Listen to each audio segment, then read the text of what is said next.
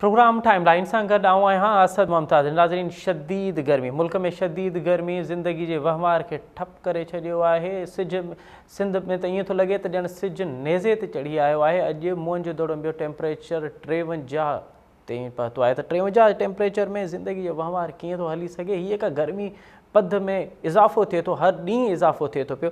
उन बुनियादी सबब कड़ा आहिनि। बो यो किएं है तो मिसाल जो टेम्परेचर है एक्चुअल जो गर्मी पद है वह 38 है, 36 है या 42 है, पर वह महसूस 48, 46, 50 थे थी पी। तो उन बुनियादी सबब कड़ा आहिनि।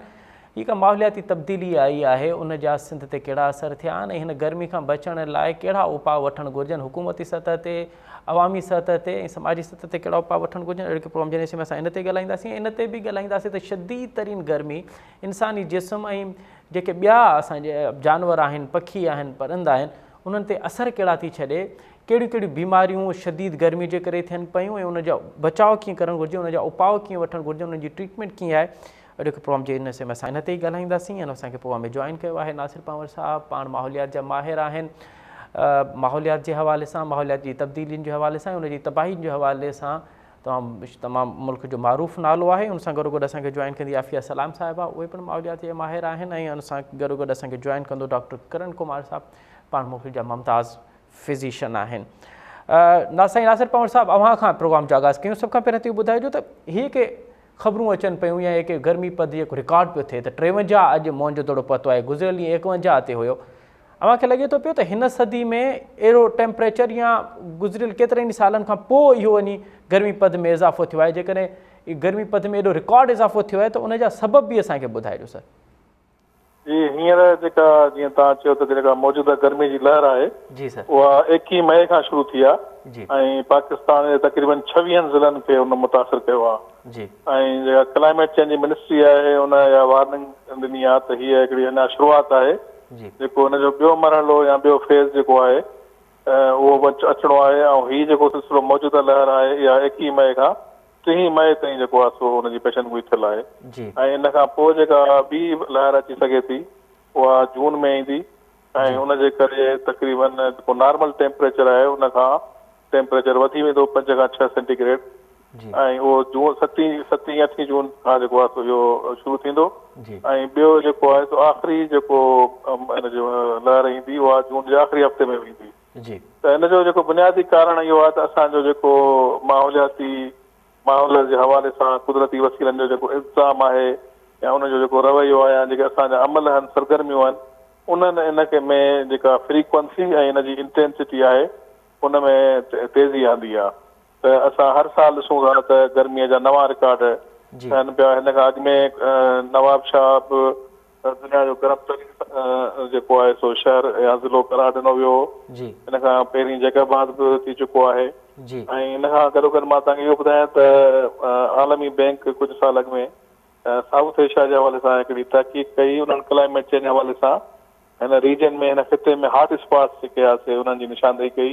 ऐं उन हॉट स्पॉट्स में पाकिस्तान बि सर फ़हरिस्त आहे ऐं पाकिस्तान जे अंदरि वरी सिंध जेको आहे सो टॉप ते आहे ऐं पंजाब ॿिए नंबर ते आहे। त हींअर बि इहा ई असां ॾिसूं पिया त जेका आलमी बैंक कुझु साल पहिरीं असांखे इंडिकेट कयो त हीअ क्लाइमेट चेंज जा हॉट स्पॉट्स आहिनि।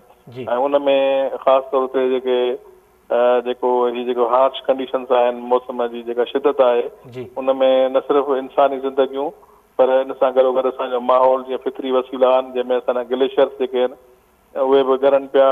ऐं इन खां अलावा फॉरेस्ट फायर्स जेके आहिनि बेलनि खे बाहियूं उहे बि लॻनि थियूं। ऐं पखी पखण जेके बि फितरी निज़ाम आहे, इको सिस्टम आहे, उहो मुतासिर थी रहियो आहे। ऐं मां सम्झां थो त हुकूमत खे हिन जी जेका सिचुएशन आहे उनजी जेका संजीदगी सां हुनखे ॾिसणो पवंदो।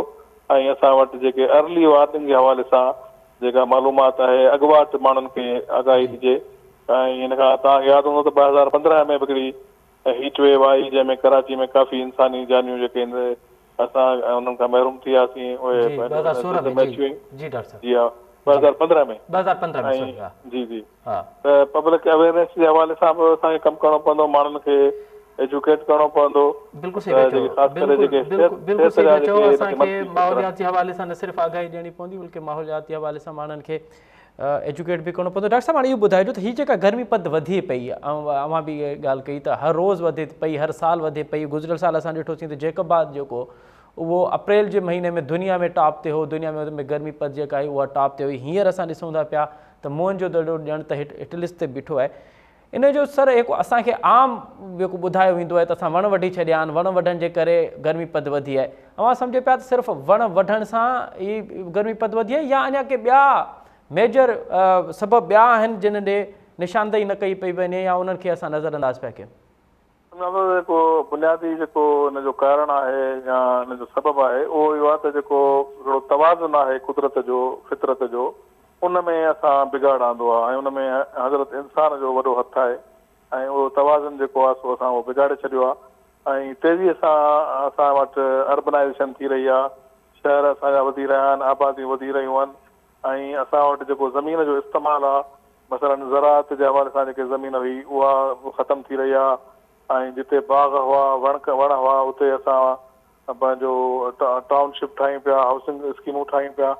त इहो तवाज़ुन जेको आहे सो उहो असां बरक़रार न रखे सघिया आहियूं, जेको नेचर जे विच में ऐं इंसान ज़ात जे विच में हिकिड़ो फितरी जेको इहो इकोसिस्टम आहे उनखे असां बहाल बरक़रार न करे सघिया आहियूं। नतीजे में असां न सिर्फ़ु वण नापे थींदा पिया वञनि, पर उन सां गॾु जेका ॿी मख़लूक आहे, जेका बायोडाइवर्सिटी आहे, जेका हयातियाती तनव आहे, ॿिया पखी पखण ते छॾियो, पर हाणे असां वण झिरकियूं बि नायाब थी पियूं वञनि।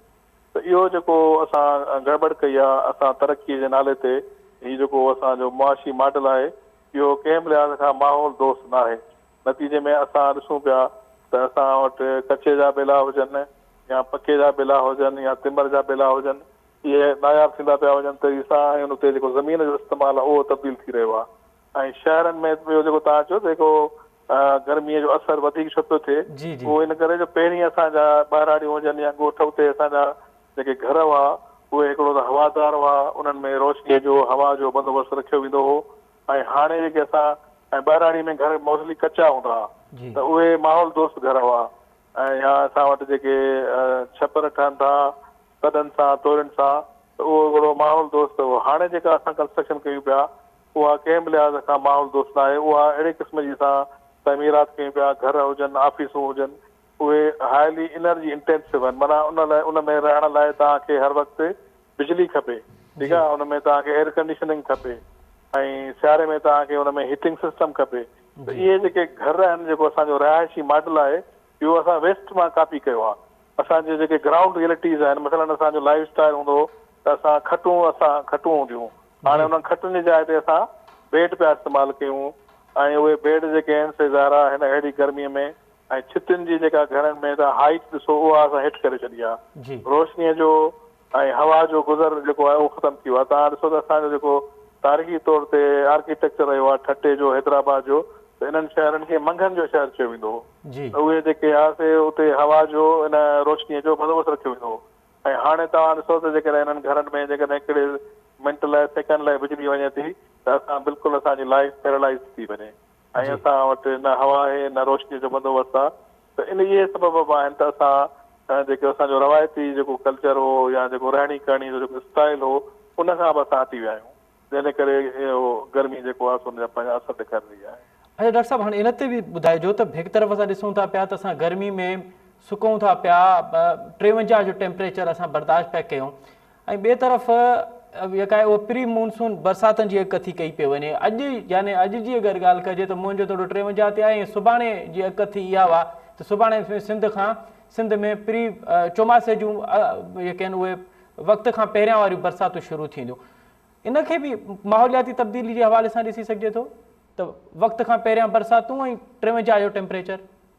बिल्कुलु इहो जेको आहे जेको मौसमनि जे हवाले सां जेका क्लाइमेट चेंज जी ग्लोबल वार्मिंग जी आलमी इदारा, ख़ासि करे अक़वाम मुतहिदा जो जेको इदारो आहे inter governmental panel on climate change, उन्हनि में इहो ई उन्हनि जी पेशन गोई रही आहे त जेके आहिनि से गैर मामूली ऐं जेके आहिनि से नॉर्मल जेके आहिनि मौसम उहे न रहंदियूं ऐं हिकिड़ो त बेमुदाइदियूं बरसातूं पवंदियूं ऐं जेके पवंदियूं उहे जीअं पाण वटि हिकिड़ो पैटर्न हूंदो हो त 2 महीना 2-2.5 महीना हिकिड़ो सेट पैटर्न हूंदो, 15 जून खां वठी जुलाई अगस्त ताईं हिकिड़ा बरसातूं मॉनसून पैटर्न ईंदो।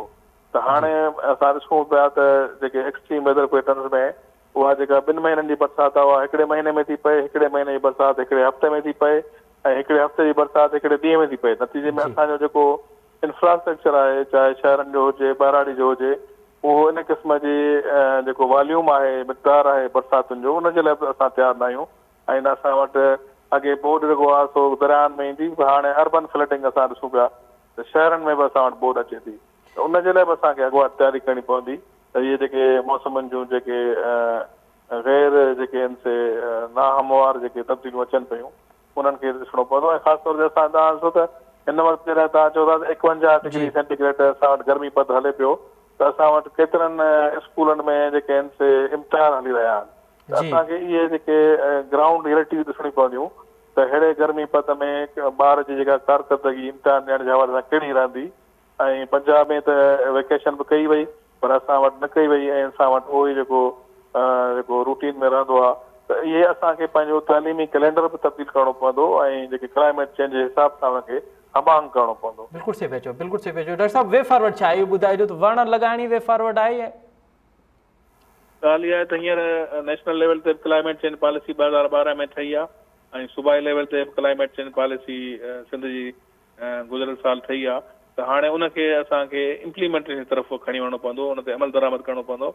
ऐं क्लाइमेट चेंज मां हमेशह चवंदो आहियां त की हिकिड़े खाते, हिकिड़े डिपार्टमेंट या हिकिड़े मिनिस्ट्रीअ जो या की हिकिड़े स्टेक होल्डर जो न आहे, हिकिड़ो क्रॉस कटिंग सब्जेक्ट आहे। हिन में सभिनी शोबनि खे, सभिनी खातनि खे, सभिनी मिनिस्ट्रीज़ खे गॾिजी इन्हनि पॉलिसीज़ ते अमल दरामद करणो पवंदो। ऐं उन में जीअं तव्हां चयो त वणकारी असांखे वधाइणी पवंदी, फॉरेस्ट कवरेज वधाइणी पवंदी, शहरनि जा मास्टर प्लान ठाहिणा पवंदा, लैंड यूज़ प्लान ठाहिणा पवंदा ऐं इकोलॉजी खे, फितरत खे असांखे नंबर 1 प्रायोरिटी ॾियणी पवंदी।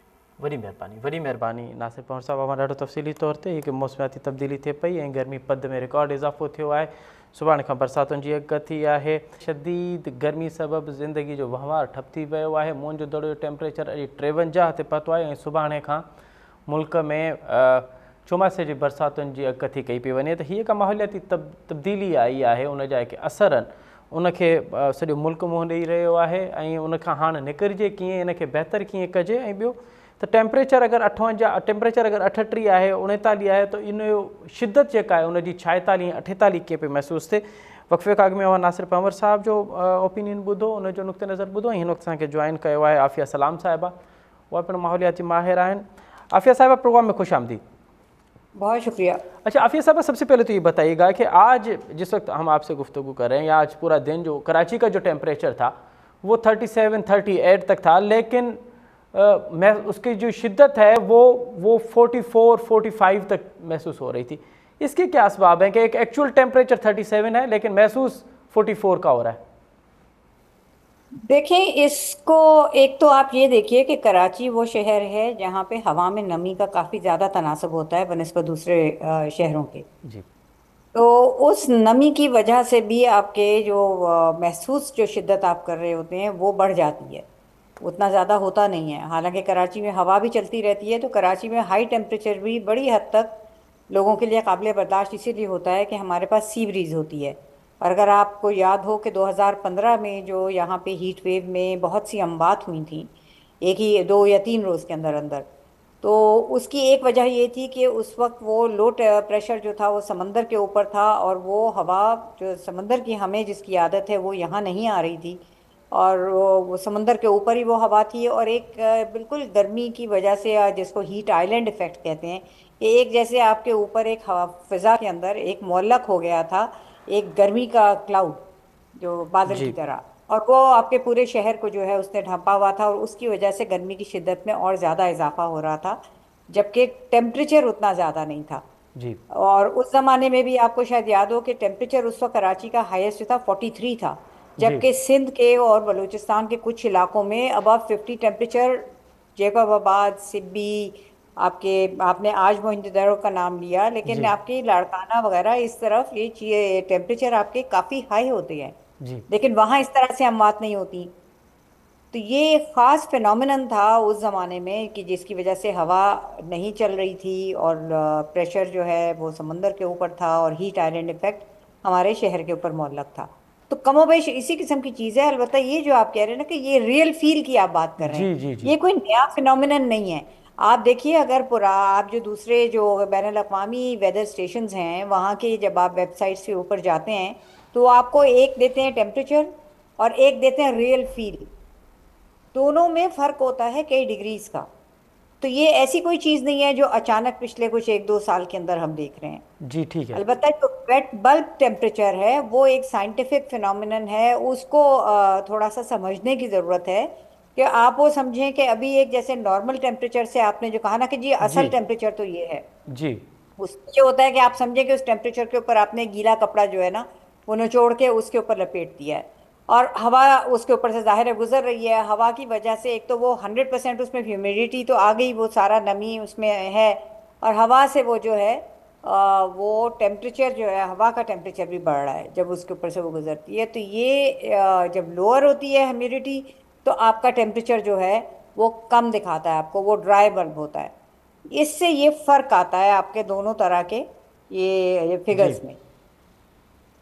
जी जी। अच्छा आफिया साहब, आप ज़रा ये भी बताइएगा कि आपने कहा कि ये जो फील वाला मामला है वो तो ये है, लेकिन कराची का अमूमन टेम्परेचर कुछ अरसे में बढ़ा है। हमने कभी पहले ही 2015 से पहले हमें याद नहीं है कि कराची 45-46 तक गया हो, लेकिन इस हफ्ते का भी जो बताया जा रहा है कि इस हफ्ते भी कराची 44 तक चला जाएगा।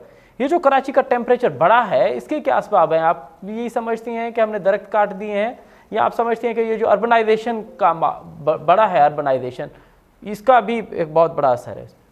देखिए, हमें इसको ज़रा थोड़े से वसी तनाजुर में देखना पड़ेगा। सिर्फ कराची का टेम्परेचर नहीं बढ़ा है, पूरी दुनिया का बढ़ रहा है, ये तो सबको पता है। बिल्कुल सही। इसीलिए इसको ग्लोबल वार्मिंग कहा जाता है, जो ये फिनोमिनन है क्लाइमेट चेंज का। दूसरा, पाकिस्तान का जो अपना टेम्परेचर है पूरे मुल्क का, वो कोई 1 से 1.5 डिग्री बढ़ चुका हुआ है। जी और उसके ऊपर ये आप देखिए कि हमारी कंस्ट्रक्शन, बिल्कुल सही कह रहे हैं आप, बिल्कुल गुंजान आबाद इलाके हैं, सीमेंट का बहुत इस्तेमाल होता है हमारे यहाँ कंस्ट्रक्शन में, और सीमेंट और ये इन तमाम चीज़ों में एक खासियत होती है कि वो अपने अंदर जज्ब कर लेती हैं जो गर्माइश है, और वो हिद्दत जो है बहुत आहिस्ता आहिस्ता निकलती है। जी तो पुराने जो घर होते थे हमारे, जो कि मिट्टी के बने होते थे, चूना उसमें इस्तेमाल होता था, सीमेंट नहीं इस्तेमाल होता था, वो सबको पता है। और ऐसी बात नहीं है कि वो नापैद हो गए हैं, अभी भी हमारे, आप थोड़ा सा शहर से बाहर निकलें, जो आपके पेरी अर्बन एरिया में भी और रूरल जी इलाकों में भी आपके जो घर हैं वो ठंडे घर होते हैं।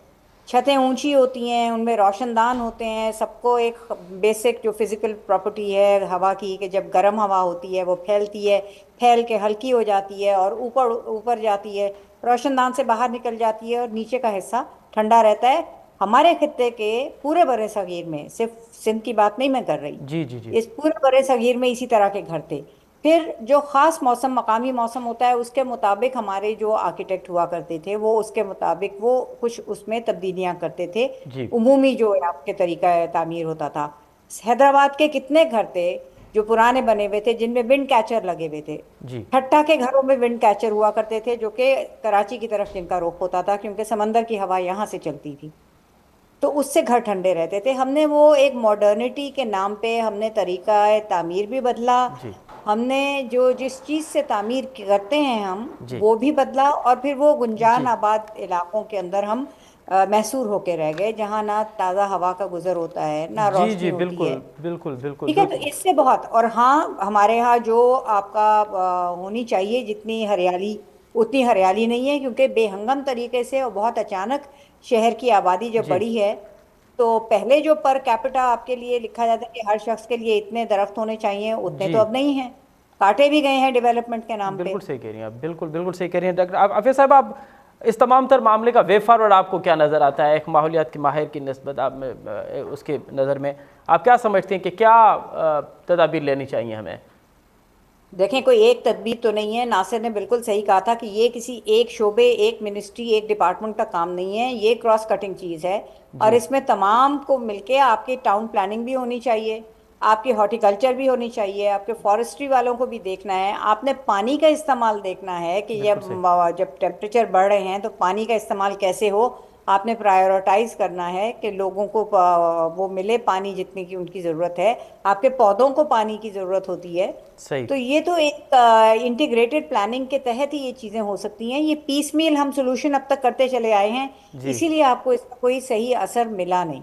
बहुत शुक्रिया आफिया सलाम साहब, आपने बड़ा तफसीली तौर पे ये जो माहौलियाती तब्दीली हो रही है, गर्मी की में शिद्दत में रिकॉर्ड इजाफा हो रहा है, उससे बचना कैसे है और उसके वो हो क्यों रहा है, ना सिर्फ पाकिस्तान में बल्कि आपने कहा कि दुनिया भर का टेम्परेचर बढ़ रहा है।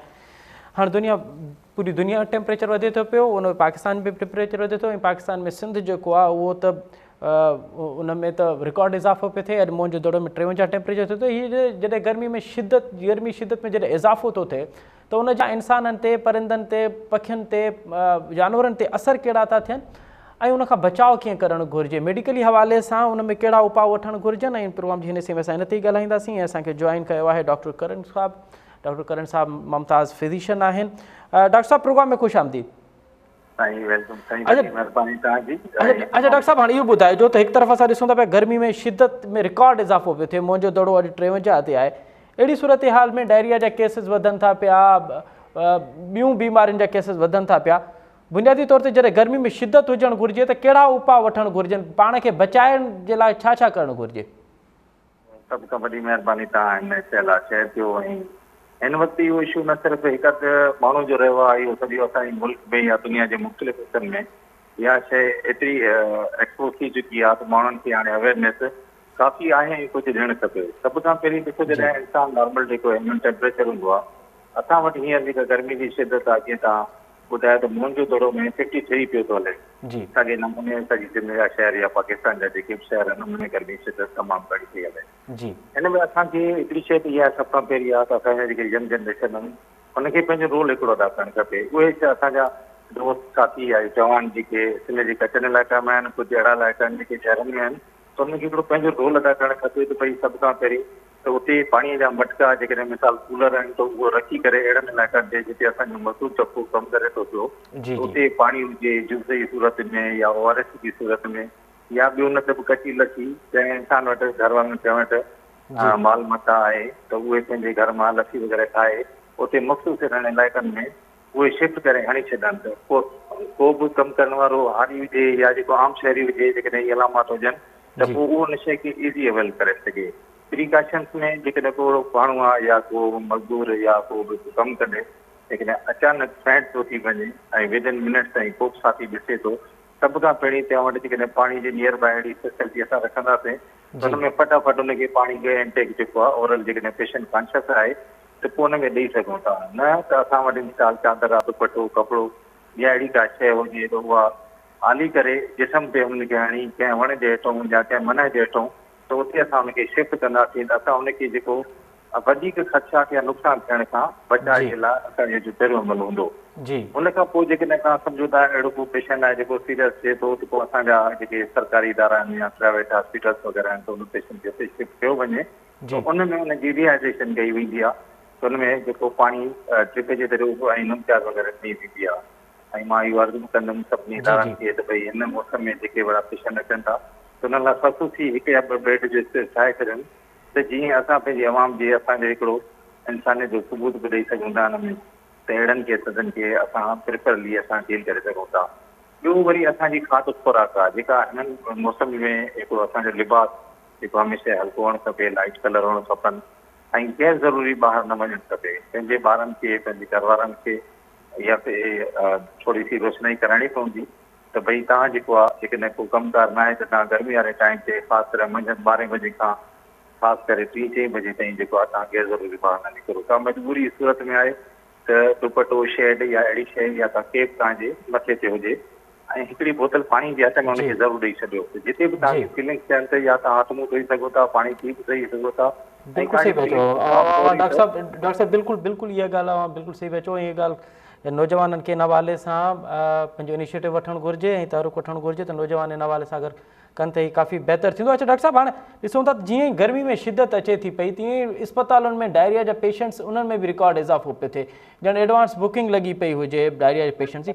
डायरिया कीअं वधी पई वञे गर्मी में, उनजा सबब कहिड़ा आहिनि सर? बेसिकल चाहे जेके कुझु बैक्टीरिया हूंदा आहिनि, जॾहिं बॉडी टेम्परेचर वधंदो आहे जीअं असां इंसाननि ते इफेक्ट कंदो आहे बॉडी जे इंटरनल ऑर्गन्स में या जेको असां फूड खाऊं था, मानी खाऊं था, कोशिशि करे असां हैवी फूड मसालेदार शयूं न खायूं।